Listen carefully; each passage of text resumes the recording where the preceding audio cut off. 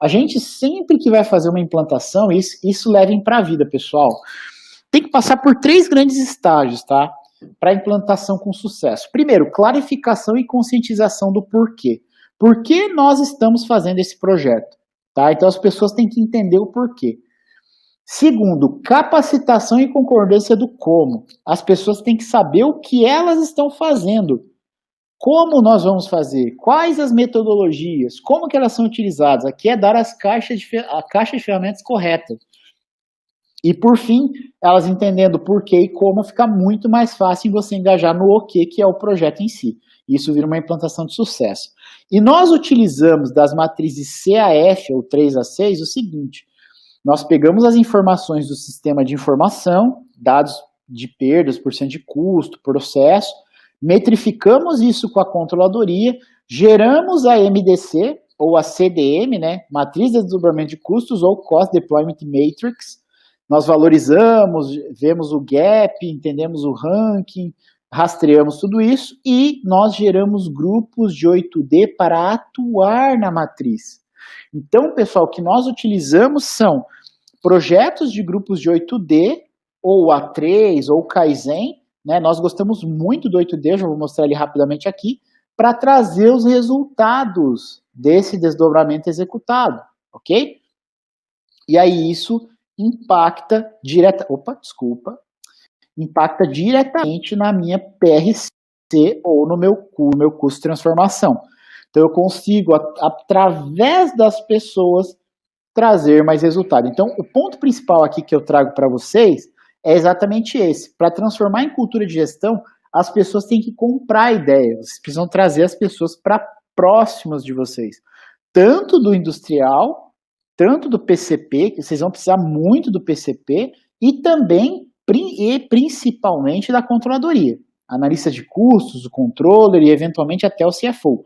O melhor projeto de deployment que eu fiz foi contratado por um CFO. Pasmem vocês. Então, ele nem conhecia exatamente a metodologia, a gente foi conversar, precisa reduzir custo industrial está muito alto e tal. A gente apresentou a metodologia do CDM, Cost Deployment Matrix, para ele, do Cost Deployment. Ele se apaixonou e ele virou o maior patrocinador do projeto, mesmo não sendo do industrial. Então, ele foi vender o projeto para o diretor industrial, como CFO, vendeu o projeto e nós fizemos o projeto com um patrocínio gigante do CFO. Então, e aí ele falava com o controller, com a gerência de controladoria e sempre estava em cima ali para ajudar. E como é que é o 8D? Talvez vocês já tenham aplicado, naturalmente vocês são de fábrica, mas basicamente é utilizar as 8 disciplinas, os 8 DOs, com ferramentas da qualidade para identificar a causa, determinar um objetivo SMART e assim por diante. Então, o que é um 8D? Aqui são vários grupos de 8D que a gente já fez aqui. Esse aqui foi um dos maiores que nós fizemos, uma empresa de injeção plástica, esse aqui metais sanitários, este aqui numa empresa de lavanderia industrial, esse aqui numa empresa de termoformagem. Então tem vários aqui, mas enfim. Dividir em grupos de trabalho, tá? Então você divide em grupos que são pessoas que participam do processo e pessoas que têm boa visão holística, aí umas 5 a 7 pessoas. Identifica as oportunidades, define ação de contenção, faz análise de causa e plano de ação, executa as ações de melhoria, verifica a eficácia, faz a gestão à vista do progresso e reconhece as pessoas pelo resultado. Então, os 8 DOs aqui, se vocês precisarem, no nosso canal Ferreira Filho Associados, tem um vídeo de 8D lá, uma aula inteira só de 8D que vocês podem consumir no nosso canal, que fala exatamente o que você faz em cada etapa dos grupos de melhoria. Eu acho que pode te ajudar bastante, não é o foco aqui, mas eu acho que ela pode te ajudar bastante lá, quase meia hora de aula só sobre isso, ok?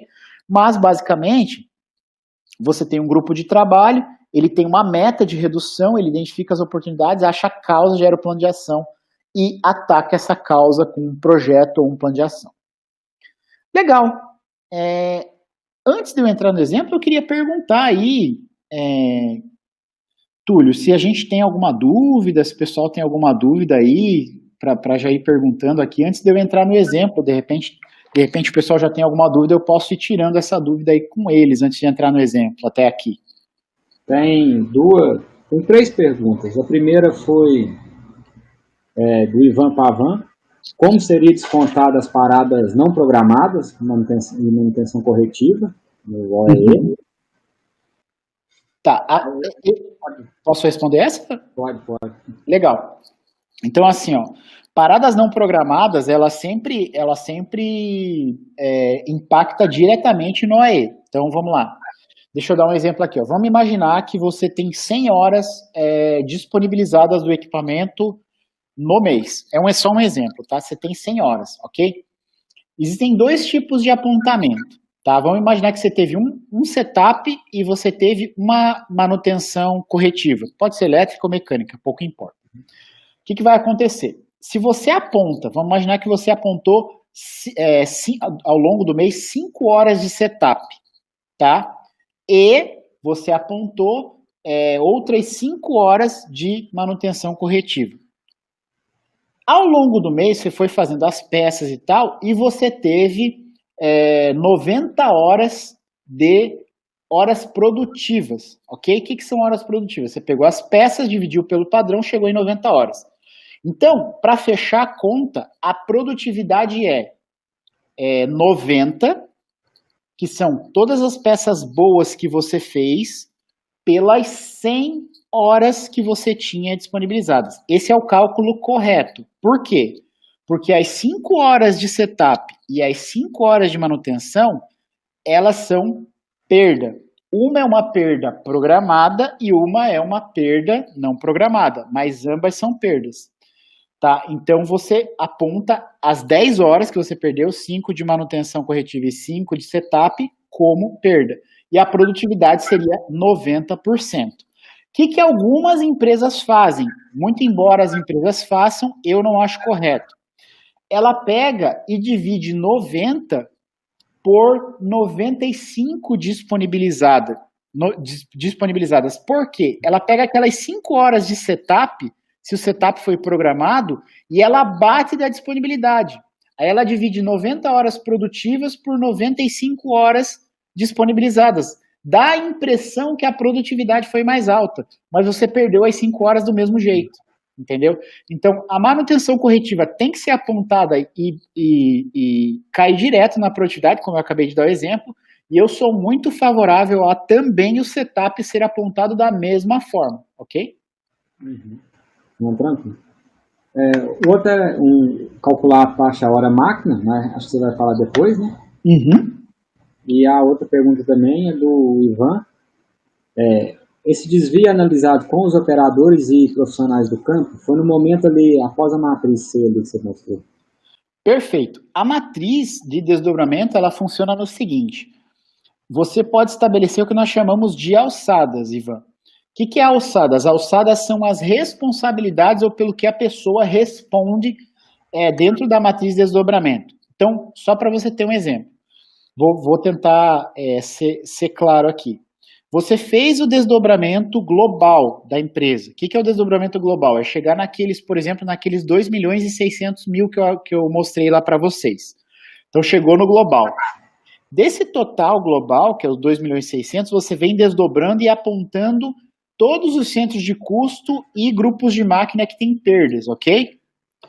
Para quem que é endereçado isso? Os 2.600.000 são compartilhados de responsabilidade da gerência industrial e da gerência de controladoria. O dono é o gerente industrial ou o diretor industrial, eventualmente, e coparticipação do gerente de controladoria, porque tem a ver com custo variável. Então, o grande número lá, 2.600.000, é esses caras que têm o domínio. Quando você desce, você vai descendo no mesmo nível da hierarquia da empresa. Vou dar um exemplo. Se no centro de custo A é um coordenador de produção que responde pelo centro de custo A, então ele é dono de todos os custos variáveis que estão no centro de custo A. Aí vamos imaginar que você tem um supervisor que é abaixo do coordenador, ou um líder de produção. Ele é dono de todas aquelas máquinas e turnos que tem ali na área dele. Então a gente vai pegando conhecimento lá de cima dos 2 milhões, vai abrindo e dando para quem é dono de cada um daqueles custos. Então se o cara é dono do turno de determinado número de máquinas, ele é líder, né, de 8 máquinas no turno 1. ele é dono de todos os custos desdobrados do turno 1 daqueles grupos de máquina. Então, a gente vai descendo nesse nível. Então, quem que analisa? Lá em cima, o gerente, diretor e controller, desce coordenador para analisar o centro de custo, né? E desce o líder para analisar as suas máquinas, os seus grupos de máquinas, o seu turno. Então, é desse jeito, na mesma hierarquia da empresa que é analisado, ok? Não, tranquilo. Por enquanto não teve não mandaram mais ainda não. Aí se quiser passar o exemplo. Aquele da taxa hora, né, pessoal? A taxa hora funciona assim, ó. Como é que calcula a taxa hora? Você pega, tá? Eu vou falar dois conceitos de taxa hora aqui, tá? Taxa hora disponibilizada, tá? Existe taxa hora disponibilizada e taxa hora produtiva. Vamos pegar a primeira, taxa hora disponibilizada. Pensa num centro de custo, você pode fazer mesma coisa em hierarquia, você pode fazer por centro de custo, por máquinas, por turno, enfim. Por turno não, mas por máquina e centro de custo você consegue fazer. Como é que faz? Vamos pegar o centro de custo, você pega todos os custos variáveis de transformação, não de matéria-prima, só transformação de um centro de custo. Vamos imaginar que o custo total de um centro de custo são R$1.000, tá? Total de custo daquele centro de custo com depreciação, energia, tudo que tem ali dá R$1.000, tá? Transformação.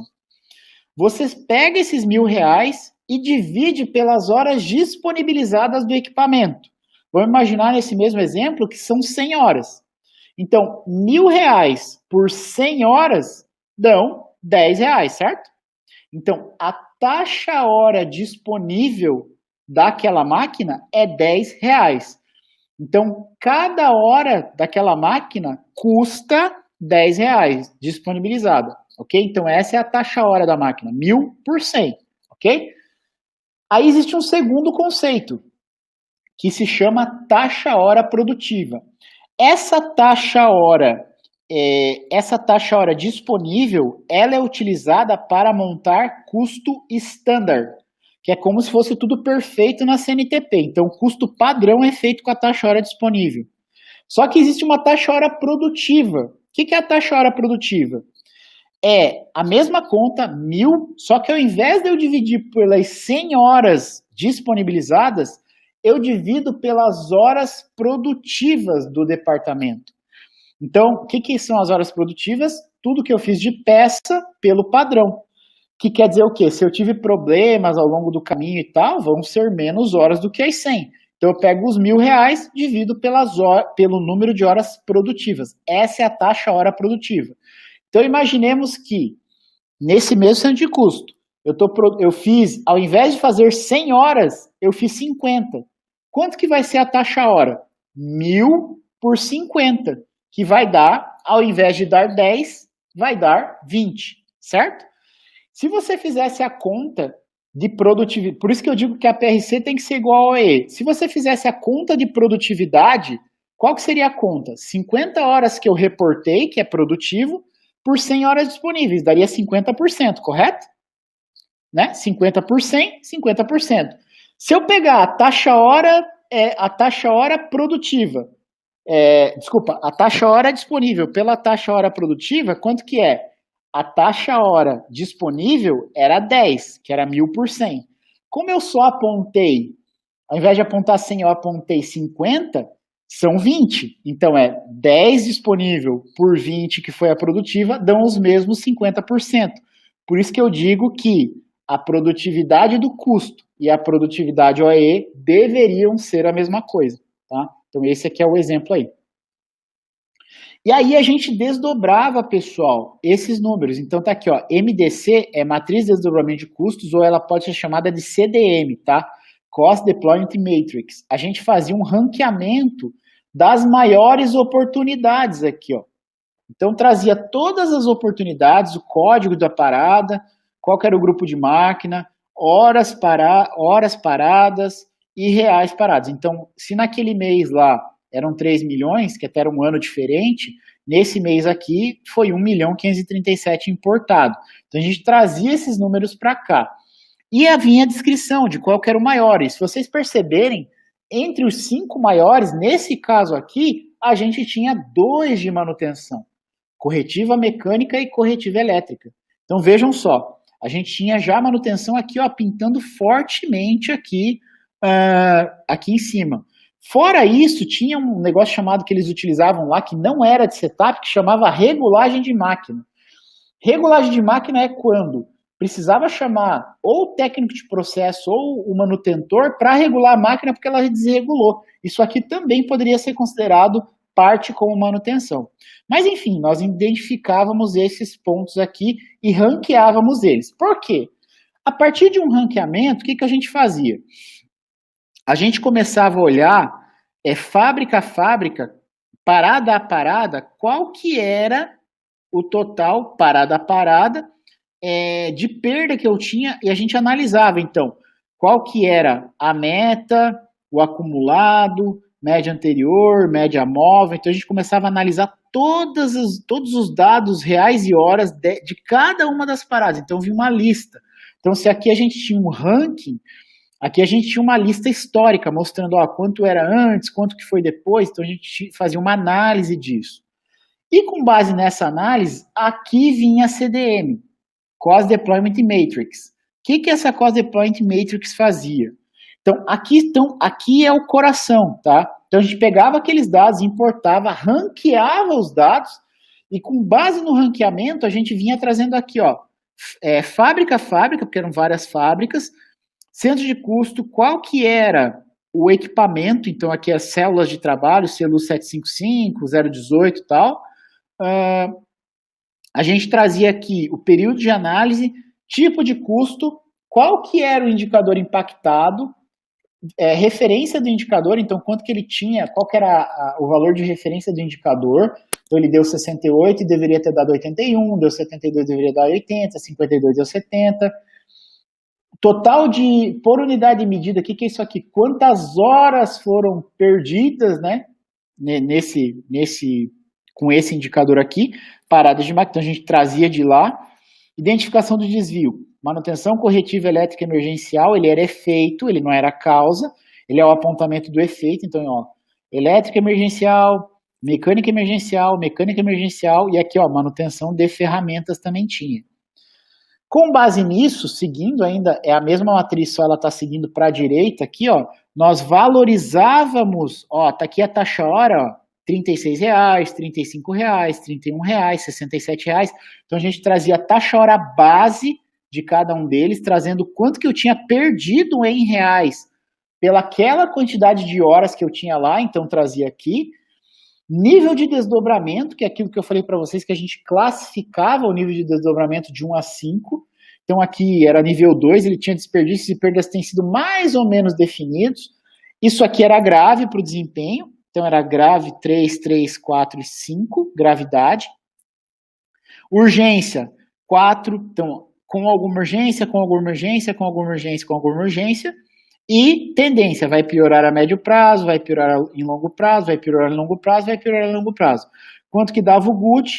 GUT ponderado, número de pontos, e aí a gente priorizava o maior aqui, ó. O maior GUT deu esse aqui, A, B, C e D. Então, essas aqui, começava por essa aqui, seria a mais prioritária, tem o maior GUT para a gente poder atuar.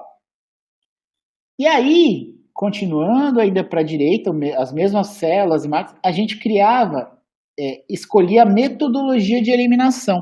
Então, por exemplo, a gente utilizou na CELU 755 8D, na 018 PDCA, na 040 A3, não sei se já ouviram falar do A3, mas é uma metodologia bem legal também, e na 875 8D. Isso aqui dava quanto que a gente previa reduzir daquele número de paradas e dava aqui o total em reais que ia ser economizado.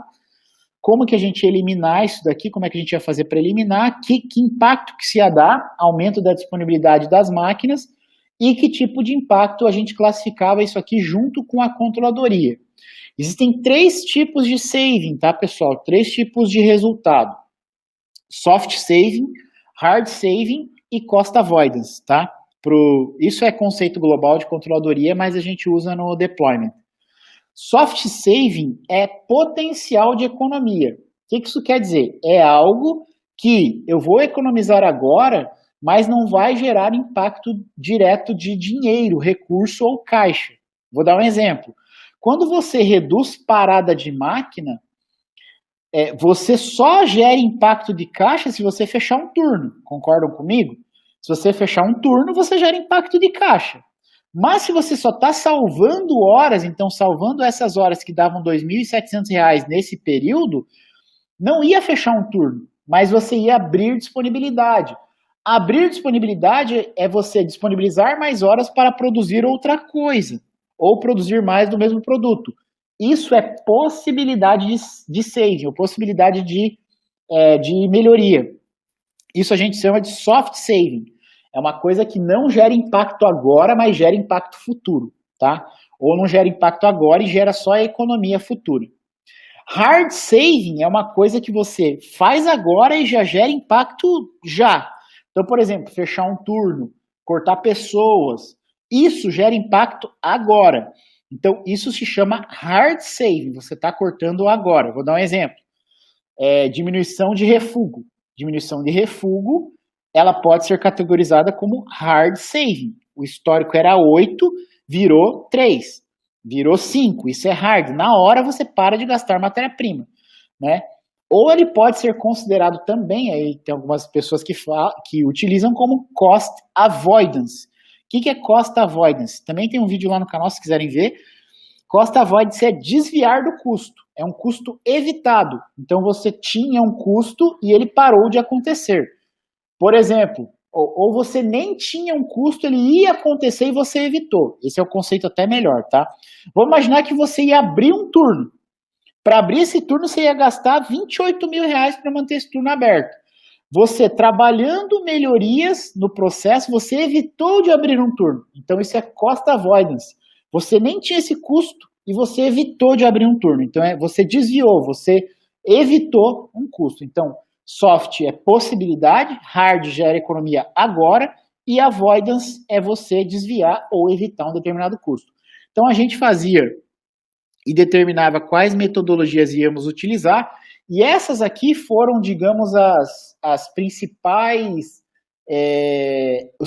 métodos que foram escolhidos. Porém, isso aqui virou um projeto. Como eles viram que manutenção era um item muito crítico para dentro da fábrica, o que eles resolveram fazer? Que é como se você abrir, por exemplo, um projeto TPM. Você vê que tem muitos itens de manutenção que tem que ser resolvidos, ele é uma grande oportunidade de você usar o TPM para melhorar este processo.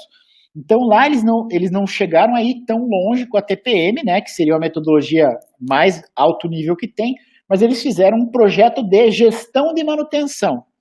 O que é um projeto de gestão de manutenção? É você ter a gestão do backlog, que é você ter lá os estoques de serviço, emitir as ordens preventivas, você ter um plano de preditiva, os planos de preventivas saem pelo sistema a cada 3, 4, 5 meses, conforme o manual da máquina, você cria uma estrutura de programadores de manutenção para distribuir os serviços. Então, esse tipo de trabalho que foi feito lá e gerou um resultado bem representativo, que foi gestão de manutenção. Eventualmente, se a empresa tem um nível e profissionais, ou mesmo uma consultoria, para fazer um trabalho de alto nível como o TPM, melhor ainda, porque ela consegue resultados muito mais representativos. Mas eles optaram em fazer gestão de manutenção, colocando um PDCA na manutenção, planejando e melhorando esse ponto, e isso já deu um baita resultado, ok? E será que isso funciona mesmo? Aqui eu sempre trago referências de clientes. Então, vários clientes que nós temos, a gente pede para o cliente escrever uma carta de referência para nós, né, trazendo o que foi feito, e esse caso aqui, ó, nós fizemos vários trabalhos lá, ó, aqui, ó, o formato simples e claro da matriz de desdobramento de custos nos apresentou o caminho para a captura de resultados e optamos em realizar o programa de alavancagem de performance. Nós tínhamos um plano de fazer R$3,2 para cada R$1 investido e fizemos quase R$4 para cada R$1 investido com esse projeto de deployment que foi feito na Docol. Tá? Esse aqui é um exemplo da Docol, mas tem N outros que a gente fez, né? Então, com base no Cost Deployment, ferramenta utilizada em classe mundial. Então, aqui, alguns dos clientes que a gente já passou, né, do que a gente passou, né, nessa nossa vida aí, 70%, 80% deles são do ramo industrial, né? Então você tem aqui alguns conhecidos como Petrobras, BMW, Hyosung, que mais aqui? Unimed não é indústria, né? New Holland, Whirlpool, Eliane, são aí algumas fábricas que a gente passou e fez projeto aí. Manutenção aqui, a gente trabalhou num projeto de manutenção, que é um polo petroquímico de Triunfo, né? Então, a Copesul. Então, vários projetos aí que a gente já fez nessas empresas. Aqui é só, rapidamente, quem nós somos, né? Falei, entrando na casa de vocês, então, nossos resultados, não vem tanto ao caso, depois eu disponibilizo esse material aí. Falei rapidamente do nosso trabalho. E se a empresa não faz ainda desdobramento para redução de custos variáveis, pessoal, o impacto é brutal. Ele pode chegar de 15% a 30% dependendo do tipo de custo, ou dependendo do tipo de parada, dependendo do tipo de variável que você tem mensurada, tá? Então, o impacto é realmente representativo, tá? E se tiverem dúvidas, eu fico à disposição aí para tirar. Muito obrigado. E se vocês quiserem me contatar para tirar dúvidas, enfim, tem o Túlio, a gente tem uma parceria aí, então se vocês precisarem pode falar direto com o Túlio, ou podem me mandar um e-mail direto, cicero@feirafilhosassociados.com.br. Tem o canal da Feira Fio, que o que a gente mais usa para postar conteúdo é aqui, e no nosso site que tem o blog, lá também tem ferramenta, material PDF, se vocês quiserem baixar lá, fiquem à vontade, tá ok? Então é isso, meus queridos, é isso que eu queria passar aí. Foi ótimo, ótimo. Eu adoro essa apresentação, a forma como você aborda. Estou vendo que se eles vão mandar mais alguma dúvida.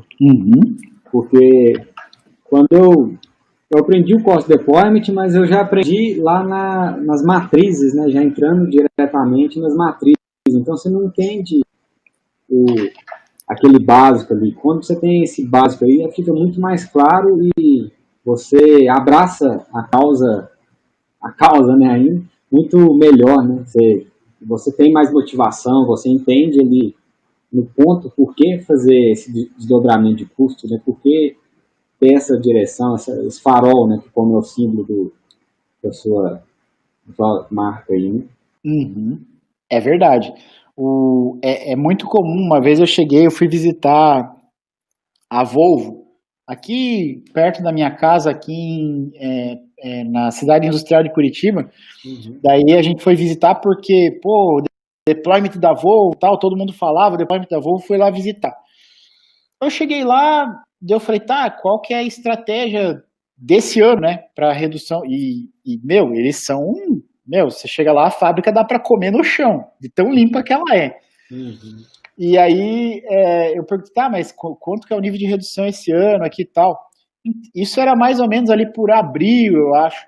E ele falou, olha, a redução é tanto, a gente vai para esse caminho, vai fazer assim, então, tipo, tudo encaixadinho. Dava para ver que tinha todo um encaixe, né? Por outro lado, fui visitar um outro também ali que eles nos indicaram, da Volvo. A Volvo nos indicou uma outra empresa para visitar também, quando a gente estava fazendo deployment, para trocar experiência, né, entre profissionais. Não vou falar o nome da empresa para não ter problema. E a gente chegou lá e era o contrário. Tipo, existia um escritório de projetos e processos que eles tinham lá, que fazia Kaizen, tinham várias iniciativas legais, só que eles faziam o deployment isolado da controladoria. E o pessoal de processo já estava desmotivado, porque ele falava, a gente chega para o cara da controladoria, apresenta lá que foram feitas, 28 melhorias, que dão, sei lá, R$500 mil, o cara da controladoria vira para nós, vira assim, cadê? Cadê esse R$500 mil que eu não sei onde é que está? Eu não sei onde está. E daí ficava essa discussão entre controladoria e o escritório de projetos e processos, porque eles não conseguiam mostrar. Então essa aproximação é muito importante para se definir um norte para todo mundo, entendeu? Sim, é importantíssimo a controladoria, o pessoal do financeiro está conectado com o chão de fábrica, né? O próprio TPM fala isso, que todos, né, todos os funcionários estão envolvidos, não só o chão de fábrica, o industrial. Chegou mais uma pergunta aqui. Essa estimativa de redução deve ser reanalisada anualmente? É a pergunta. Eu lembro que utilizava o custo tinha que ser a redução do custo de transformação 6%, não me lembro se hoje ainda está sendo essa porcentagem. Então, isso depende de caso para caso, né? Se você faz no primeiro ano, às vezes vem muito mais do que 6, né? No primeiro ano que você faz, ela pode chegar de 15 a 30 em algumas linhas ali, mas depende muito do nível que a empresa está inserida e também tem uma variável aí que às vezes a gente não leva em consideração, mas é importante, os tipos de processo e idade do parque fabril, sabe? Porque a idade do parque fabril, ela impacta demais no que você vai conseguir trazer de resultado. Vou imaginar assim, eu peguei um caso, foi no ano de 2018. A empresa ela tinha muitos equipamentos de fundição muito antigos. Eles davam muita manutenção.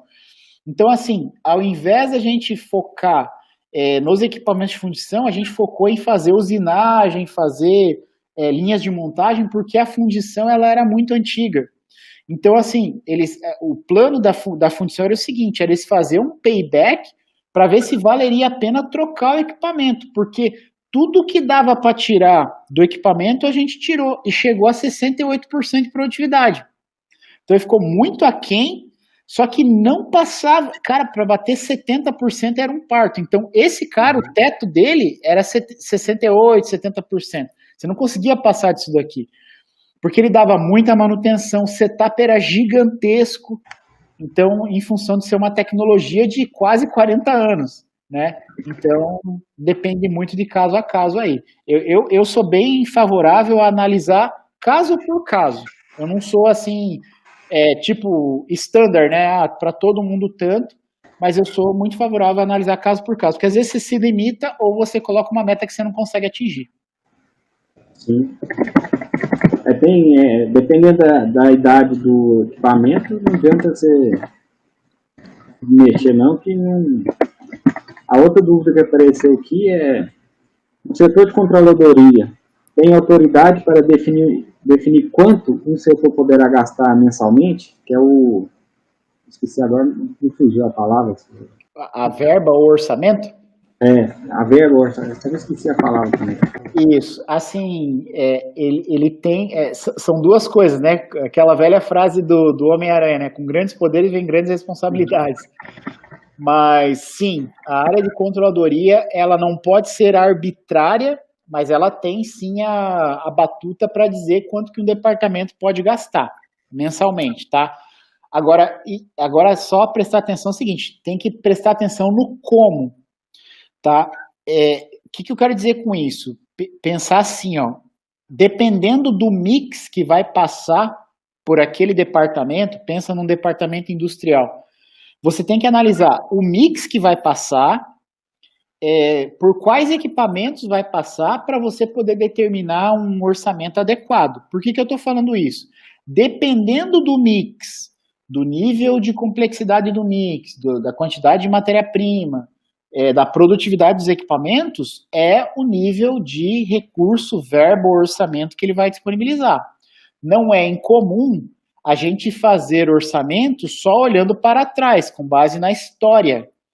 Só que quando você faz orçamento só olhando para trás, muitas vezes você coloca perdas e ineficiências dentro do orçamento. Então, vou dar um exemplo. Se lá no início do ano você fez um planejamento de deployment para reduzir o custo, por exemplo, em 8 ou 9%, isso tem que ser contabilizado no orçamento. E às vezes as pessoas não contabilizam adequadamente. Então, por isso que tem que estar bem próximo um do outro. Feito um plano de deployment para redução de custo, ele tem que ser refletido em orçamento. Então, nós vamos reduzir aqui o consumo de matéria-prima em 6% e o consumo de custo de transformação em 8%. Então, vamos colocar essa meta aqui para ser estipulada pela controladoria. Por isso que tem que estar próximo um do outro. Ficou bem claro. Tem que estar previsto, né, dentro do seu... Você tem que prever seu orçamento e mandar para aprovação. Né? É isso aí. Não pode... Tem que tomar cuidado para não estourar no final do mês, e no final do ano também, às vezes, você não gastou e quer gastar tudo de uma vez, então tem que ter esse planejamento anual, porque eu lembro, quando você vai fazer o planejamento, você chegar no final do ano, você não gastou aquilo, essa verba vai ser cortada do ano que vem. Com certeza.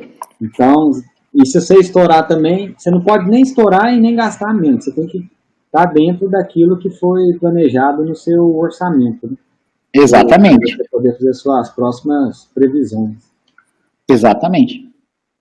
E eu acho muito interessante a parte do custo, porque às vezes nós queremos desprender forças, né, no equipamento, a gente acha que aquele equipamento é o mais caro, é o que mais é prejuízo, que tem causa, e quando a gente faz essa análise, igual você mostrou aí, a gente enxerga, abre 360 graus a nossa visão dentro da fábrica. Né? É isso aí. Interessante. Perfeito. Acho que por enquanto não apareceu nenhuma dúvida. Se caso o pessoal enviar, depois eu mando para você. Eu coloquei também seu canal aí para o pessoal seguir. Depois eu tenho essa apresentação. Eu vou disponibilizar para ele. Acabar de perguntar aqui como o Covid, por exemplo, agora nessa época agora de Covid, né? Como fazer essa... Do meu ponto de vista, é importante saber lidar com a imprevisto também. Como o Covid, por exemplo, não é só uma afirmativa. Então, tem que ter isso.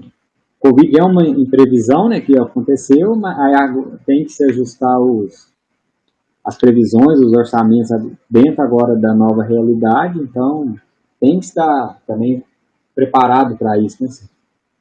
Com certeza. Mesmo quem trabalha com orçamento estático, que é aquele que você seta lá no início do ano e ele vai o ano inteiro, que eu não concordo muito com orçamento estático, porque a gente vive num mundo totalmente mutável, então eu sou a favor de orçamento que se revisa trimestralmente. O Covid, a gente teve uma demanda alta de consulta para tirar dúvidas e tal nesse período, porque assim, 90% das empresas revisaram completamente o orçamento. Mais de uma vez, porque foi no início do Covid revisaram e agora estão revisando novamente. Então, esse ano foi um ano bem atípico, mas tudo isso que acontece tem que colocar no orçamento. E assim, orçamento, quando você faz, a única certeza que você tem é que você vai errar, você nunca acerta na mosca, né? É a única certeza que você tem, você vai errar, mas você tem que setar um norte para onde você quer ir, porque senão fica solto, né? A gente fez uma pesquisa em 2018 e 2019 com mais de 1.200 empresas pelo Google Forms e tal, tabulamos com parceiro, e 35%, na verdade 34,5% das empresas brasileiras entre 50 e mais de 10 mil funcionários não fazem orçamento. 35%, é mais de um terço das empresas não trabalham com orçamento. Isso é bem grave. É você trabalhar sem bússola, né? Sem saber para onde você ir. Você vai ir. Agora imagina agora, nesse momento, com o Covid e tal, como é que as empresas ficam totalmente perdidas. Então é muito importante. E todas as iniciativas, projetos, seja deployment, TPM, qualquer tipo de projeto tem que estar no orçamento. Tem que estar no orçamento. Se você não tem a bússola, não tem um caminho, qualquer caminho serve, né? Aí é o perigo. É isso aí. É isso aí. Lembrei agora da PyBudget. Tá dentro budget. Sempre, tudo que tem budget, está dentro do budget. Aí essas previsões que você falou eram feitas no mínimo 4 por ano, que é os forecast, né? Esses forecast no ano, para ver como que está se está dentro da previsão, se não está, se vai ter que se adequar. Então, é muito importante essa parte, né, de custos. Com certeza. Cícero, eu acho que então nós podemos finalizar. Eu agradeço muito pela aula, foi uma excelente aula, o pessoal adorou, já mandou aqui. Obrigado. Ótima aula. Nós vamos conversando e vamos fazendo os novos projetos e está só começando, né? É isso aí. Beleza, sempre à disposição, Túlio. Foi um prazer estar aqui com vocês. Obrigado pelo convite, estou sempre à disposição, cara.